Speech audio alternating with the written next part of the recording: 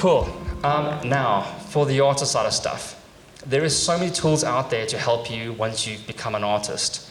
And that's what Adrian was saying earlier about stuff, that the tools are there, they're publicly available and they're free.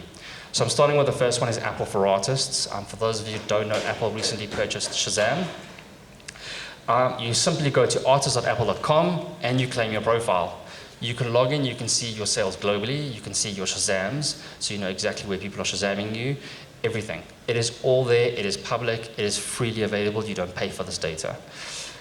Spotify for Artists, artist.spotify.com. Again, sign up, go and claim your profile, it's free. A lot of artists go, I'm huge in Durban. Prove it. Because your 5 friends on Facebook tagged you in a Durban post. You can now go in and know exactly down to the city where people are listening to your music. That helps you book your tour. The artists are using this data in different ways as well. So if you're an artist that is touring and you've got a live career, you're performing in Durban versus Cape Town. Your #1 record might not work in Cape Town, but you're going to perform that record as your encore. It's not going to work. So you go into this, you go to Cape Town, and you search for your biggest record in Cape Town so that you can change your lineup of your performance based on what is big in that city. And it does, it drills down to cities. Same with Shazam, you can see what people are Shazamming and where they're Shazamming it. Chartmetric, this is an amazing site. It is a bit costly, but you can get a free version of it. These guys are independent they're not owned by any other record industry. They have drilled down, they've done a report recently, it's really worth reading their blog. They can tell you which cities in America, because they've started in the States only unfortunately for now, they can tell you which cities start breaking a record. So they'll take a hit record and they will tell you that that record started breaking in Chicago 6 weeks ago. They can break it out to cities. So you know that if you've got a record that is competitive to whatever artist you want to compete with or that is aligned with you, you can go and target that city. And you can go, okay, cool, that record started on the streets in Chicago. I'm gonna go to Chicago and make sure that those people hear my music as well. I will add one thing, I'm sure Adrian will agree with me. The best thing I learned when I left Gala and I went to Soul Candy was to know when to give up. And I know it sounds hard, but if you can't keep beating a dead horse.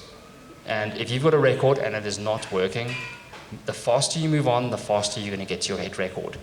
It's hard. I know a song is your baby and it's your child, but if it's not connecting with your audience, move on.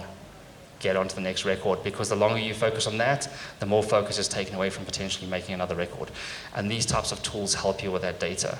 And I'm going to ask this lady to stand up. Could you stand up for me, please, and just stand next to me? Look at her t-shirt. It says, never wait for big ideas, make them happen for you. That's exactly it. I've been looking at that shirt the whole time we're sitting here. It's beautiful. Next up is Radio Monitor. This helps you track your radio monitoring. If you're an artist, you can sign up. You can get it for free as well.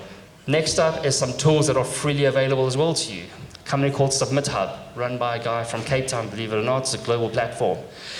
Everyone at the moment is talking about playlists. How to get onto all the playlists. The problem is the 2 biggest playlists on Spotify are Release Radar and Discover Weekly. You cannot pitch for those. So how do you get artists to follow you on those playlists? You make sure they follow you and engage with you as an artist. You have to think of Spotify, Apple, YouTube, all these platforms the same as Facebook. The more people engage with you, the more people are going to see your posts on Facebook. It's exactly the same on music services. The more people who engage with you on Spotify, the more Discover Weekly and Release Radars you're going to see appear on. Those are the 2 biggest drivers of streams, at least in our territory at the moment. You cannot submit to those playlists. Those are algorithmic based on your listening habits.